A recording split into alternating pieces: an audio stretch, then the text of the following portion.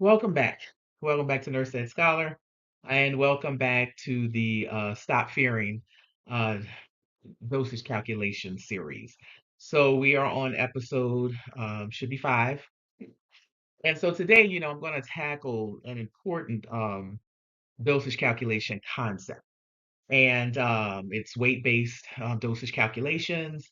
You know, um, and you're going to learn this in nursing school, and you are going to continue to learn this, especially, you're going to use this if you work in a pediatric population or ICUs, where weight-based is very important, depending on the medications that you're giving. Okay.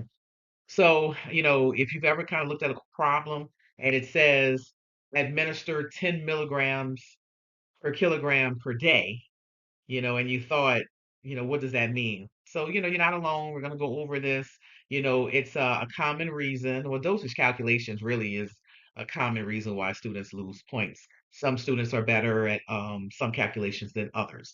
And so, I don't want you to struggle on exam. I don't want you to struggle in clinical, so we're going to go through this today. So, my goal is by the end of this lesson, I'm going to kind of show you how to solve these types of problems, okay? And, you don't have to guess. Memorization, I always say about memorization, but yes, you have to memorize, but it's more of it should become second nature to you. You should be able to, as we go through these problems, when you see problems like this, hopefully you'll be able to remember what we talked about today so you don't panic.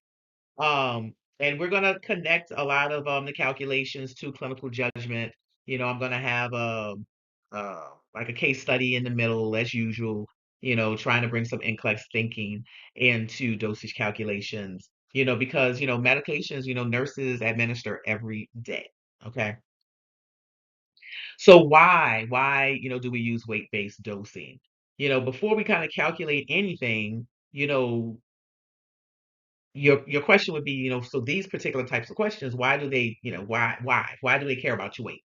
But you have to realize that not all patients process medications the same way.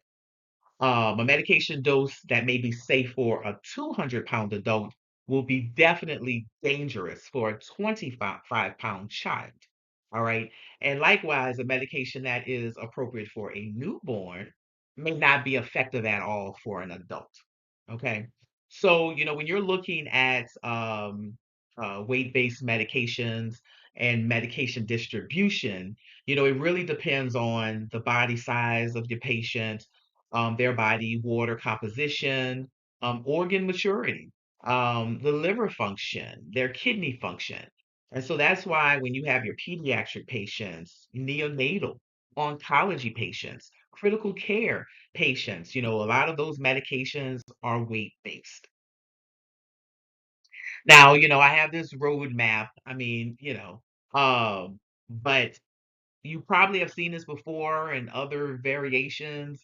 But I like to, kind of start every question like, what are we doing? So we have to know, what is being ordered. We have to know what's actually available. Okay. We have to know what am I really solving for?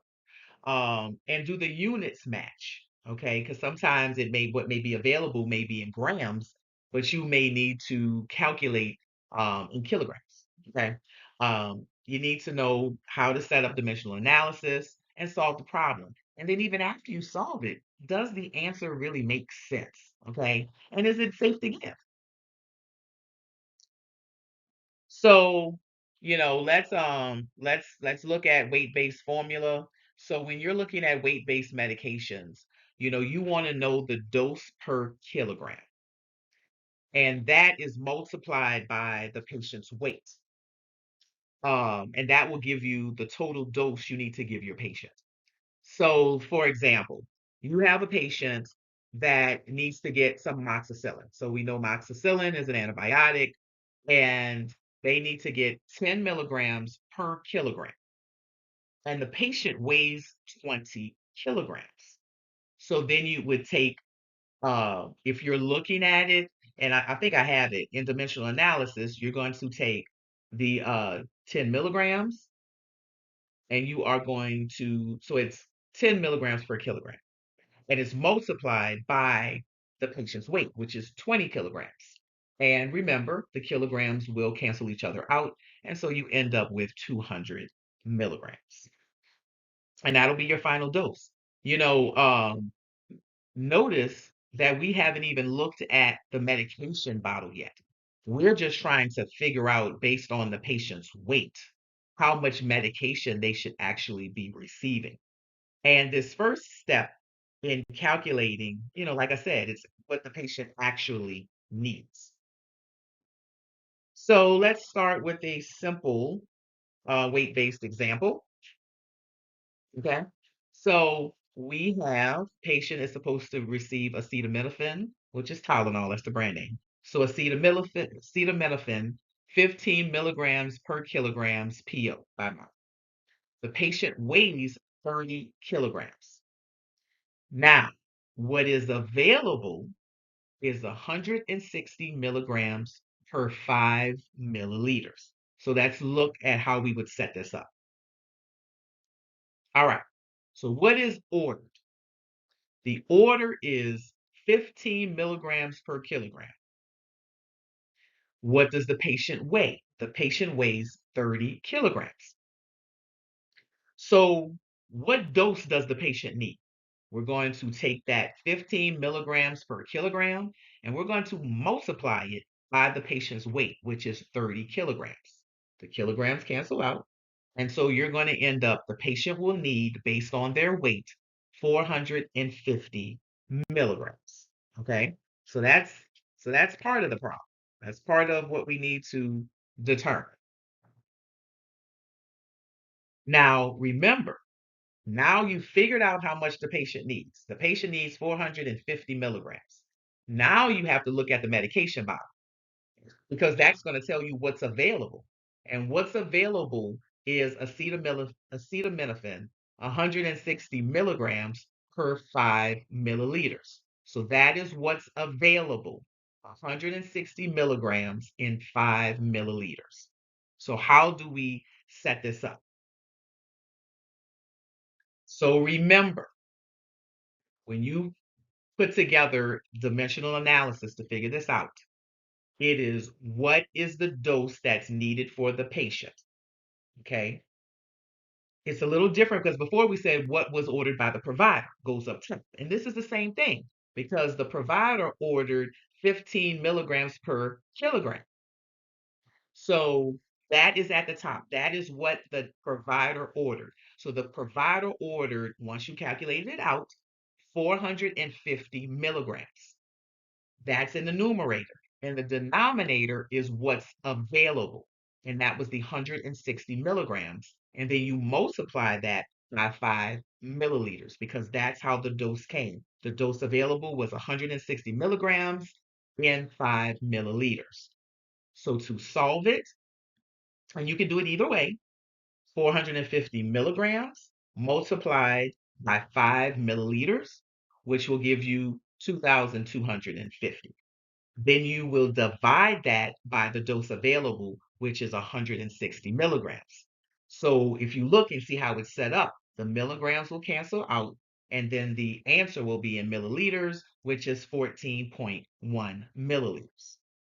And that's your final answer. And that is what you're going to be giving your patient. So I always throw in clinical judgment. I know we've done acetaminophen before, but it's common. You're going to be giving it all the time, right? So before you give it, you want to make sure you assess that patient's temperature. Okay. How high was it? You're going to document that before you give the acetaminophen. And then after, you're going to evaluate it and see if it brought down that temperature. You're going to look for any liver disease. So you're going to look at those labs. Um, what's the what do they liver function tests say? Is there any kind of liver disease? Because with patients that have liver disease, they're only supposed to have they may be on a reduced total amount of Tylenol because you can have 4,000 milligrams a day, but if they have liver disease, it may be none or a reduced amount. When was the last dose given? You're supposed to give acetaminophen every 4 to 6 hours. So when was the last time they gave it? And then we need to know the daily maximum dose, which I just said, was 4,000 milligrams. So, you know, one thing is that if if you calculate everything correctly, the medication may still, you may not be able to give the medicine because if the patient has reached that maximum dose, then you're going to hold it and you're going to notify the provider. Because, like I said, if the maximum dose for that patient, because they have liver disease, is let's just say 2,000 milligrams, and they have reached that, you can't give it. It's unsafe to give. So you're going to have to hold it and call the provider. Okay, so let's discuss something else, weight given in pounds. All righty. I guess I should have done this first, but it's okay. So we're about to figure out how to determine the weight. So um, the provider orders a medication that's 5 milligrams per kilogram, and the patient weighs 66 pounds. Okay. So the first thing that you're going to have to do, you are going to have to change the pounds into kilograms. And how do you do that? You're going to take the pounds and divide it by 2.2, and that is going to give you your kilograms. So 66 divided by 2.2 is 30 kilograms. And so that is the patient's weight in kilograms for this dose. So let's calculate it. 5 milligrams per kilogram. Patient weighs 30 kilograms. So you're going to have 5 milligrams per kilogram multiplied by 30 kilograms. You cross out those kilograms and it's going to say 150 milligrams. That is how much medication the patient needs. Okay. Always verify the patient's weight. Okay. You always want to make sure that you verify it in pounds and verify it in kilograms. Never assume because patients' weight can change. If you're looking at kilograms, let's just say the provider, they calculated the kilograms out for the patient's weight. You still want to go behind them and check them. Not saying that they don't know what they're doing. It's just the fact that you are the last person that's going to give that patient that medicine, and you want to make sure that that patient's weight is correct. Because we talked about how important it is, and in certain clinical areas where waste-based medicine, especially in pediatrics, especially in the ICU, you want to make sure that your calculations are correct. Okay, so let's look at a pediatric example. So the provider orders amoxicillin, which is an antibiotic, 25 milligrams per kilogram per day. Now I want to stop here real quick. Sometimes on exams, they'll say per day, but somewhere in the stem, they'll say 2 times a day, 3 times a day. So then you have to look at, they may say, how much medication does the patient receive in 24 hours, right? So you're gonna have to remember, right? You're gonna have to determine, how much do they get during the day, and if it's given in multiple doses, you have to divide it by that amount. So let's keep going. All right. So the order is amoxicillin 25 milligrams per kilogram per day. The child weighs 22 kilograms. Okay. The medication is given twice a day. So we're going to calculate the dose. The patient's the dose is 25 milligrams per kilogram per day, and the patient's weight is 22 kilograms. And that when you multiply those two numbers together, and that's going to give you 550 milligrams a day. Okay. Now remember, what did I say? It's BID dosing or twice daily dosing. So that 550 milligrams was how much that pediatric patient was supposed to get for the entire day. But if they're asking you how much they're going to get per dose, you're going to have to divide that by 2, which is 275 milligrams per dose. Okay. Now, we know how much you need per dose. Per dose is 275 milligrams. So what's available? So available is 250 milligrams per 5 milliliters. Okay? So there's multiple steps to this. Now let's do the dimensional analysis. What is the dose ordered? Right? We figured it out. Per dose is 275 milligrams. And we are going to divide that by what is available, which is 250. And then you multiply that by 5 milliliters because it's available in 250 milligrams per 5 milliliters, right? So when you multiply the 275 milligrams times it by the 5 milliliters and then divide it by the dose available, which is 250 milligrams, the milligrams cancel out. And so you'll have 5.5 milliliters. And that is how much the patient is going to receive. Now, remember, on test, it could be how much does the patient get per dose, which would be 5.5 milliliters.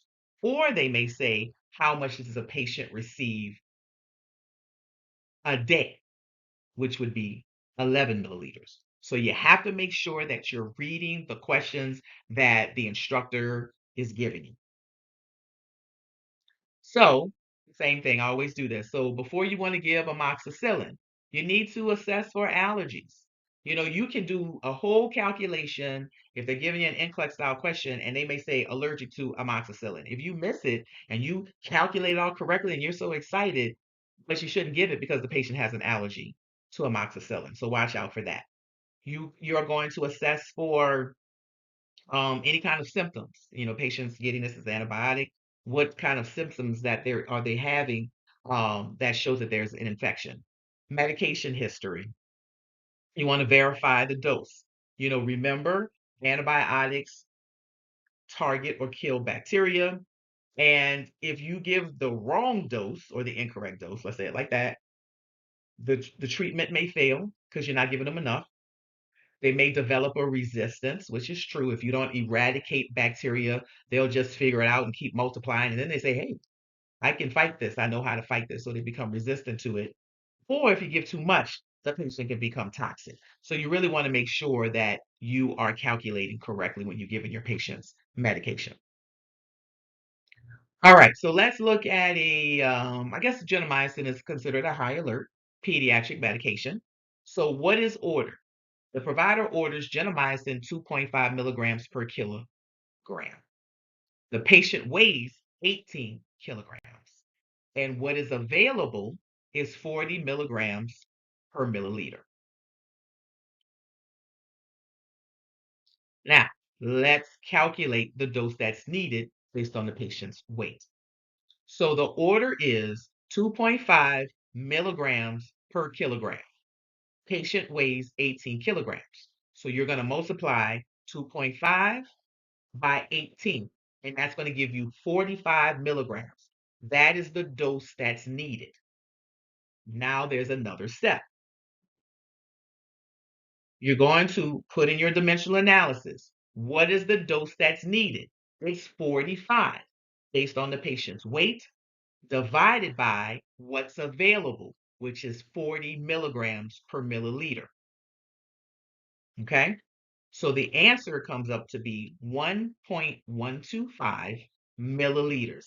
This is how many milliliters you're going to give your patient if the dose that they need to receive is 45 milligrams. Now, also remember, uh, when you're calculating this out and you're taking a test, always see, they may say, uh, provide your answer in tenths, hundredths, thousandths. So you always want to make sure you look at that as well.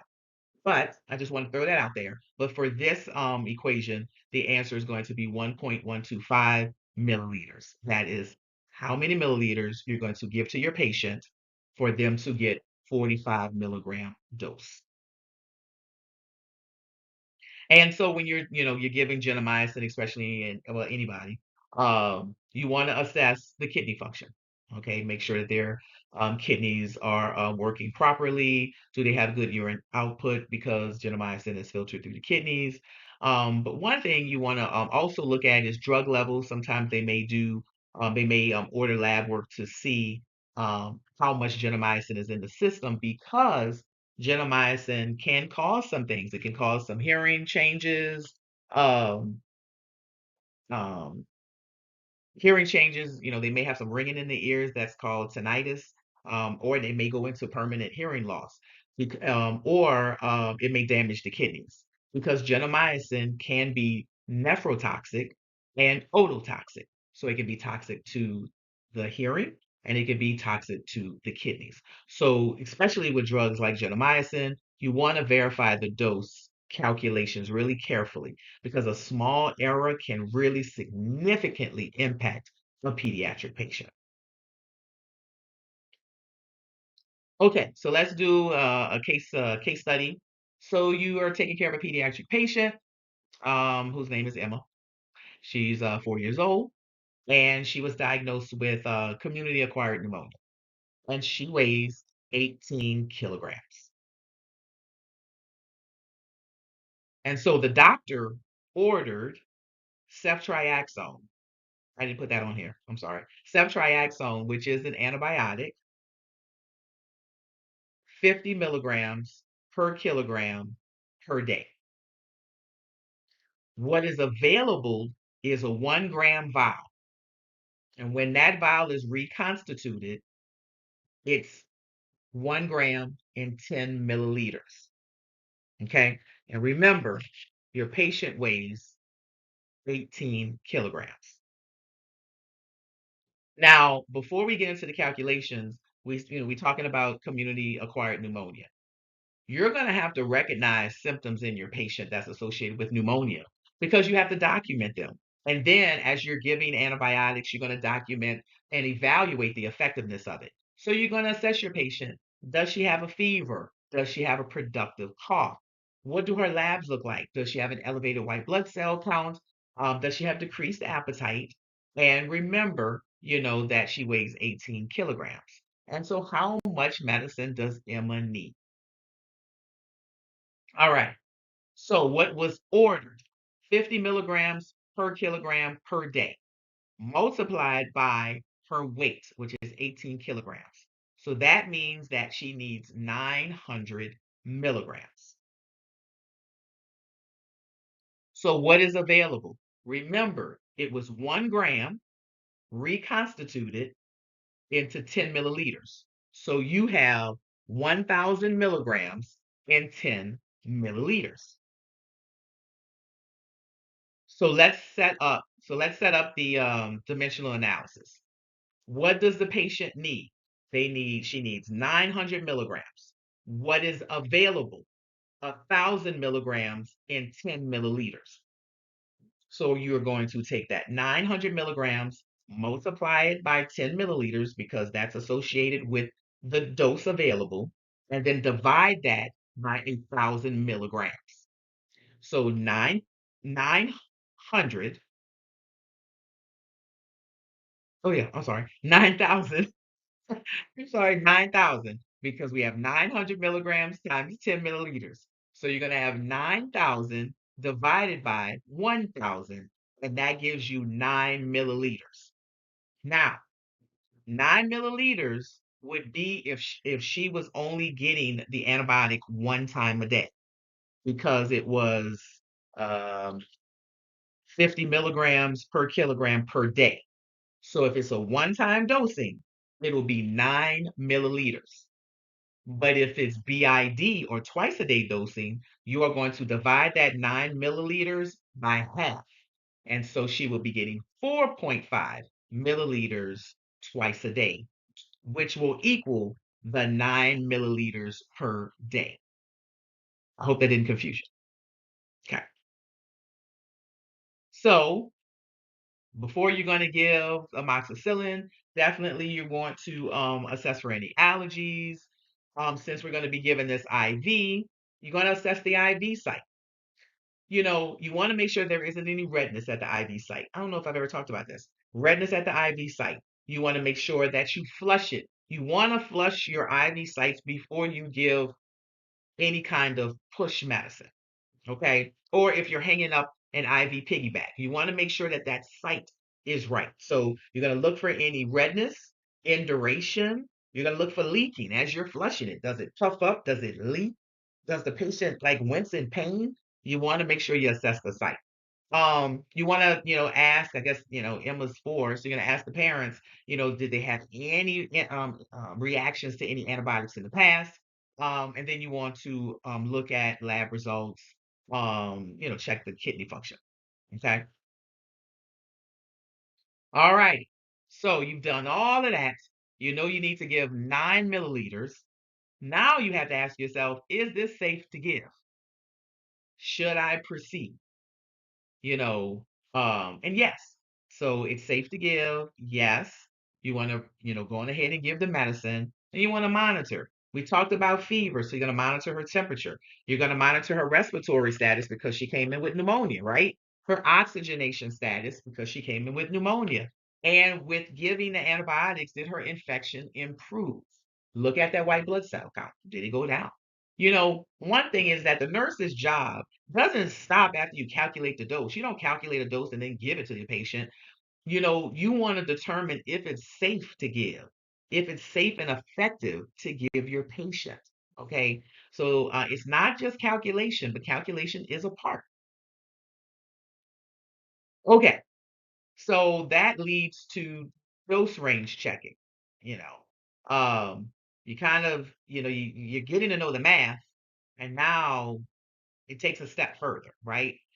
Because sometimes you're going to have orders that'll say, or the medication may say a safe range is 10 to 15 milligrams per kilogram, right? So then you assess your patient. Your patient weighs 20 kilograms. Now, even before you look at the order, sometimes it's really good to just calculate if the doses are safe. What's the safe dose range?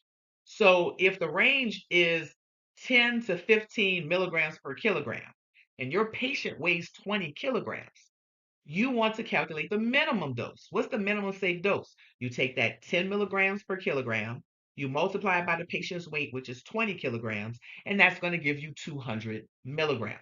So that's the minimum safe dose. Now you're going on the other end, it was 10 to 15. So now you want to say, what's 15 milligrams per kilogram? And then multiply it by the patient's weight. So 15 milligrams per kilogram multiplied by 20 kilograms, which is the patient's weight, gives you 300. Okay.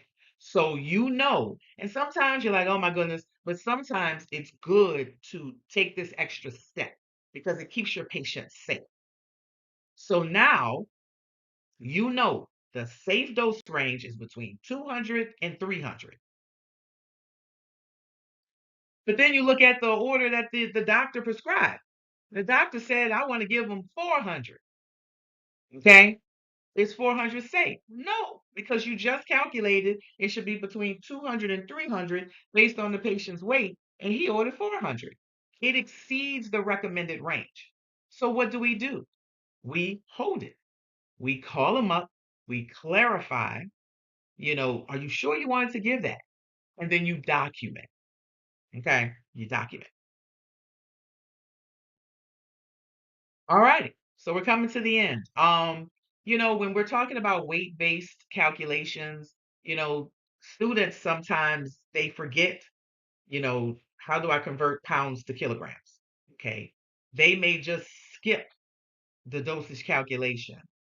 They may set up the dimensional analysis, incorrectly. Um, they may round incorrectly. Okay, that's why I was saying, read when you're figuring out a question. Where is it supposed to round to? What is the instructor asking you to do? Students may just ignore. We talked about that safe dose range, right? They may only focus on the math. So, and what I mean by that is that you calculated it right based on what the doctor wanted, but you missed the range. So you gave something because that's what the doctor ordered, but you missed the safe dose range. You missed, wait, hold up, is this safe to give? You just only focused on the math and you focused on administering. And then you may ignore a patient's assessment. You may not look at the labs. You may not see that the liver is becoming damaged. You may not see that the renal function is inefficient. So it's like you're just focused on the math.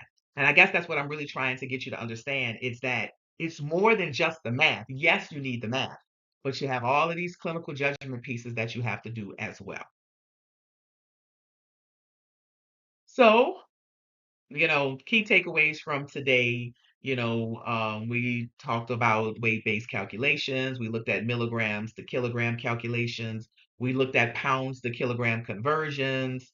We looked at pediatric medication calculations. We talked about, dose range checking. And then, I like to always put in a piece about clinical judgment. Um, because you're going to do that the entire time, all the time while you're nursing. And then you're going to, I want you to also figure out, the NCLEX thinking because, understand that the safest nurses don't really say, can I solve math problems? They really ask yourself, is the dose that I have calculated safe for this patient, the patient that I'm taking care of right now? And if you have that mindset, it will prevent a whole lot of medication errors. So that's it. We've come to the end. If this lesson kind of helped you understand weight-based calculations, hopefully it finally made sense. Please subscribe to Nurse Ed Scholar, like the video, share it with a classmate who is struggling with medication math.